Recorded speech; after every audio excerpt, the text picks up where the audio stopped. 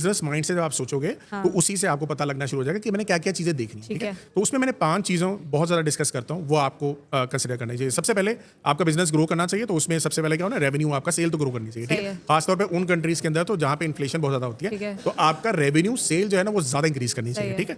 दूसरी बात ये है कि आपका जो है प्रॉफिट भी इंक्रीज होना चाहिए, तो यानी कि रेवेन्यू तो आप इंक्रीज कर रहे हो, प्रॉफिट भी आपका इंक्रीज होना चाहिए, तो revenue should be converted into profit, ठीक है। ये भी एक चीज हो गई। दूसरी चीज हो गई, तीसरी चीज ये है कि आपका जो प्रॉफिट है वो कैश में कन्वर्ट होना चाहिए।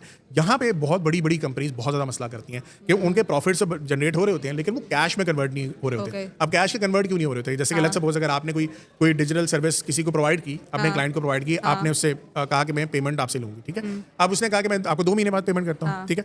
अब 2 महीने में आपको वो पेमेंट हाफ करे, तो इसका मतलब ये है ना कि कैश तो आपके पास रिसीव नहीं हुआ, तो आपके लिए बिजनेस के लिए डाउन द लाइन मसला हो सकता है ना। So profit into cash is the third thing, that is very important, ठीक है। फिर फोर्थ चीज ये है कि आपका कर्जा कम होना चाहिए। वो जाहिर सी बात है, अगर आपने किसी कर्जा लेके बिजनेस स्टार्ट किया तो आहिस्ता आहिस्ता वो कर्जा भी कम होना चाहिए। एंड फिफ्थ जो मेरी बहुत ज्यादा चीज है, मैं बहुत ज्यादा फोकस कराता हूँ, that is cash is king, ठीक है। ये वही जो हमारी थर्ड वाली चीज है, उसको मैं दोबारा रिपीट करता हूँ, इतना ज्यादा फोकस करवाता हूँ कि आप जितना कैश आपके पास ज्यादा होगा उतना ही आपके लिए बेहतर है।